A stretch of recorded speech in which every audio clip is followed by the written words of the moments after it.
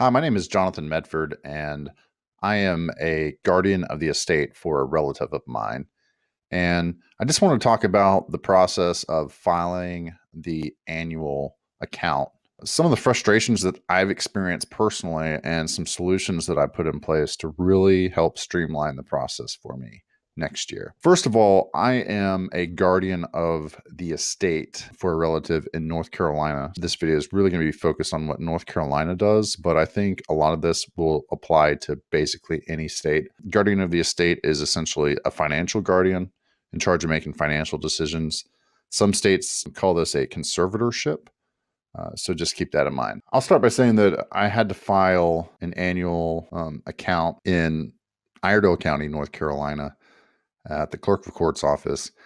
And I found the whole experience to be just extremely frustrating. First of all, when you're putting together the form, there's no instructions out there that really tell you how to fill the form out. There's just nothing out there. I did a lot of Googling and I couldn't find anything out there on how to do this. And that's one of the reasons why I'm making this video. I set my appointment at like 9 o'clock in the morning because I knew that there was going to be something I didn't provide, because my experience every single time I've gone to the clerk of court is I've had to go to the public library to print off documents. Part of my issue is I live 5 hours away from the courthouse that I have to go to. So if I have to go gather documents, I have to go to the public library, I have to run by the bank, whatnot. This past trip to the Iredell clerk of court, got there at 9 o'clock. I left and came back 7 different occasions. It took me 7 trips to the public library or to the bank just to satisfy everything that they needed. And it just seemed like every single time they asked for something, then they were asking for something else. And it was just frustrating. It's like, why not have a checklist ready to go of everything that you have to provide? Part of it's just the first time doing it, you just have no idea and you're just totally in the dark. So here's some of the stuff that I've done that I think will help. So first of all, I'm a big user of Google Drive. And so I have created a Google Drive folder structure that really helps me collect everything that I'm possibly going to need for this annual report. So first of all, you're going to need every single bank statement available. If you have a checking account, you need to have the statements for the checking account, savings account, statements for that, money market, whatnot. Make sure you have a bank statement for each month. Another thing, and I didn't realize this, I had bank statements ready, but I didn't realize I needed a copy of every single cleared check that cleared the system. And so I had to go run to the bank and get them to print off every single cleared check image that there was. The bank did that. Unfortunately, the bank missed a couple. When I got all the way back to the courthouse, as we're going through it, we discovered there was like 4 of those that were missing. And I had to go back to the bank and get those, which was an incredibly frustrating experience.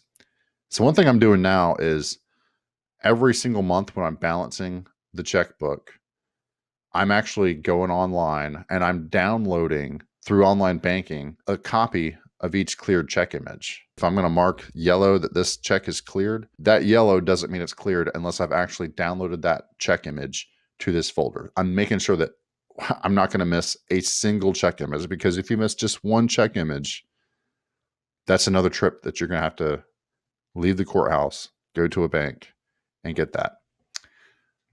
Invoices. If you have a doctor's visit or anything that is an invoice that was invoiced, you need to keep a copy of the invoice. So I just keep a copy of every single invoice in this folder. Major financial changes, proof docs. Anytime there is a major financial change, you need to have a backup documentation for it. So if their salary changes for some reason, you need to have a document that backs up why their salary changed. Every year, usually the Social Security office will do a cost of living adjustment, which affects the amount of income that's paid. Social Security office will send a letter stating the adjustment, and you need to have a copy of that letter ready to go. So just have a folder ready for any financial change that can go into that. Anything that is a monthly deposit in the account or a monthly debit out of the account, if there's a change in those, you need to reflect what that change is, and that's usually in the form of some sort of letter. And finally, for receipts, early on, I didn't really think it was necessary to save receipts because I just thought that everything would show up on the bank statement and that would be good enough. I had a couple of shopping trips to Walmart that I made for the ward that I'm responsible for. One was for having a Straight Talk card so that they could keep their cell phone charged up with minutes. So I'd have to go to Walmart and purchase the Straight Talk card and mail it to the ward, or if I was in town, I would pick one up and take it over there. But apparently Walmart was just like a really big red flag that I guess if someone's not honest with the account and they're just buying stuff personally, it seemed like that was a big issue. So just make sure anytime you have to go purchase something for the ward, keep a copy of it. And what I do is I scan everything in. I have a really handy dandy, it's just a very simple scanner. This is a Brother DS Mobile 620. I really like this scanner because I can take this anywhere. If I'm packing up my laptop, I can pack it up in my laptop case and it works great. Every single time a letter comes in the mail for the ward, I scan it right away. And then I put it in the appropriate document over here. Having a scanner is just, I think, an absolutely necessary tool, especially if you're going to keep receipts. You can take pictures of receipts and you can put that in there as well, but a scanner works out fantastic. This Google Drive folder system does absolute wonders for me. I definitely recommend that you do this. Another thing that I've created is an annual account tracking tool. And I'm going to provide a sample document for you. And the annual account tracking tool is just amazing. And I'll show you why. So here's a example of an annual report.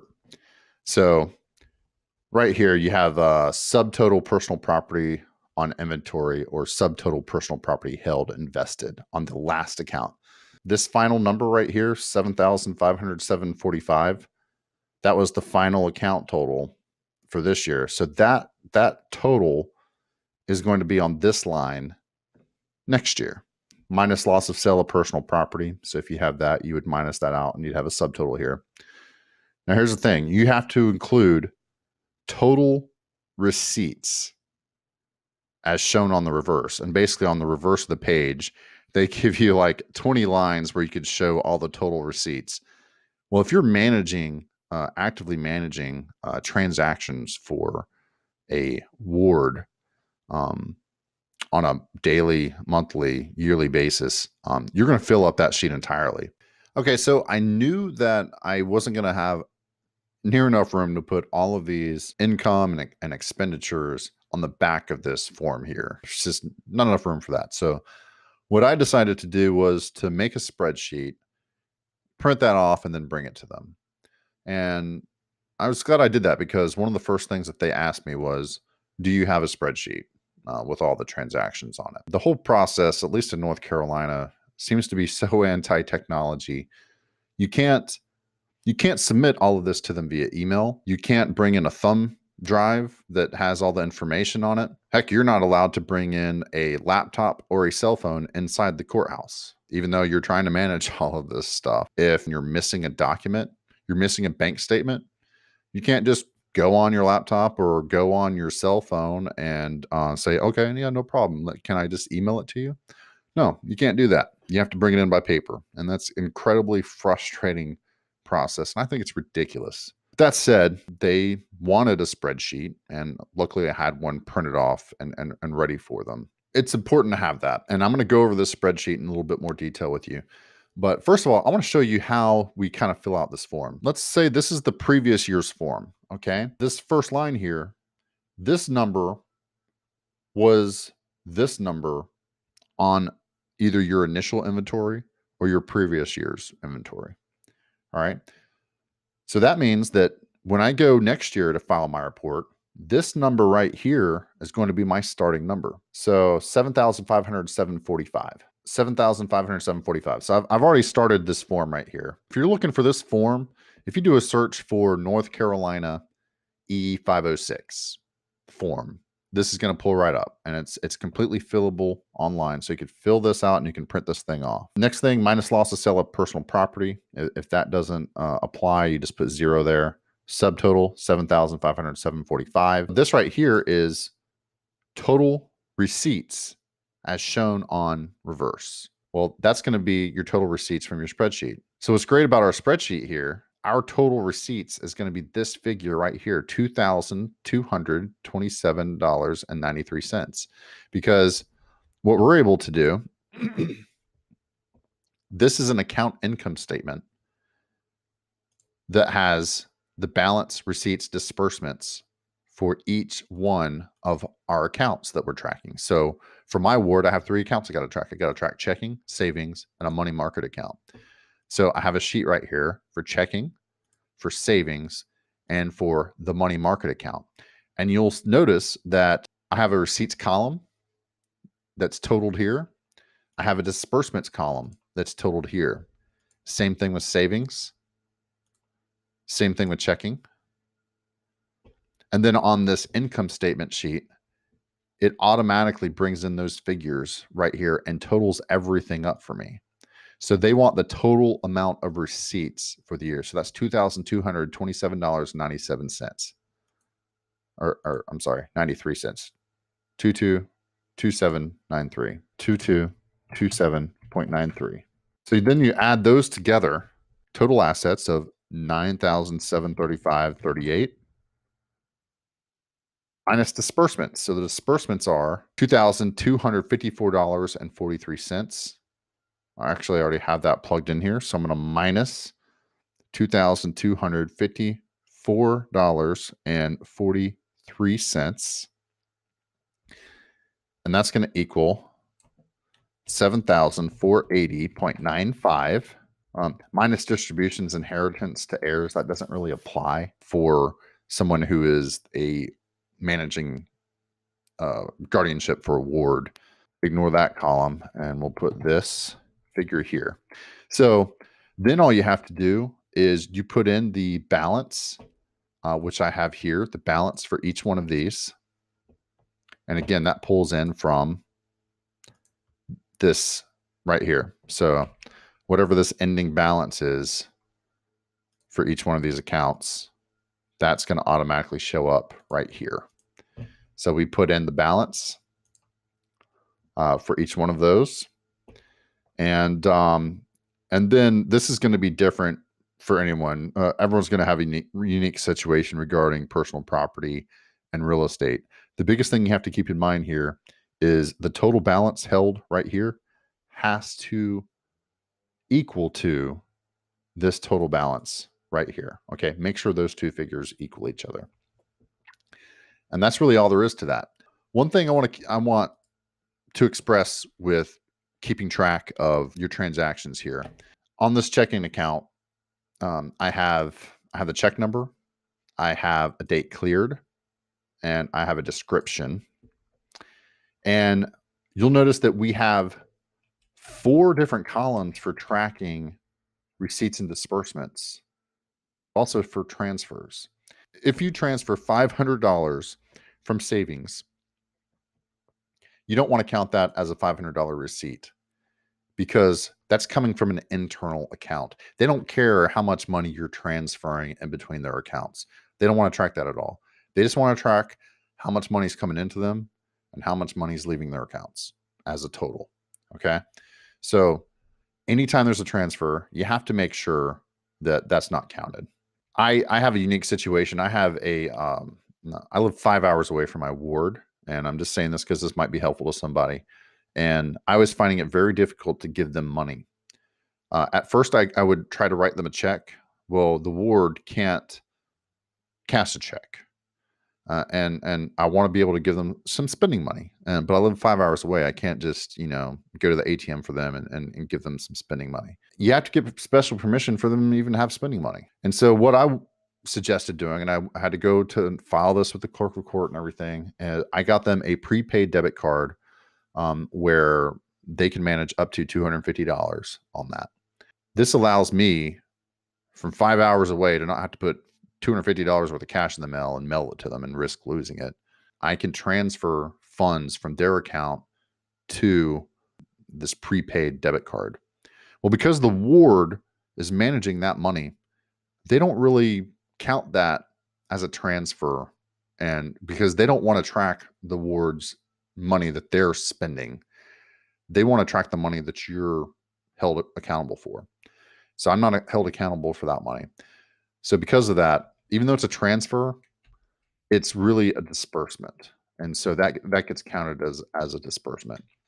But everything else on here is just pretty typical. You're just transposing everything that you're getting from those bank statements onto this worksheet. That way, you can easily get the receipts and disbursements totaled up right over here. All right. This has been just a great tool for me to have this year. And I'm really hoping to do this report by the mail. They told me I could actually mail my report in.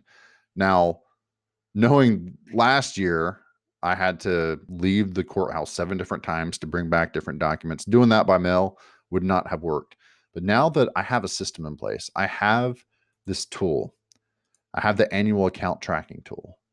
I have a folder, which is a guide for me to collect every single backup documentation I could possibly need. I feel like I have a really good system in place. And so I'm going to print all of this stuff off. I'm going to put it in a nice binder, well organized, organize everything by date, and I'm going to mail it in this coming year. And I'm going to see if that works for me. I'll be sharing this in the comments and the link in the description below. I'll send a copy of this Google Drive folder structure. And I'll leave a copy of the annual account tracking tool sample that you can use for yourself. I hope you find it useful. Thank you for watching my video. Take care.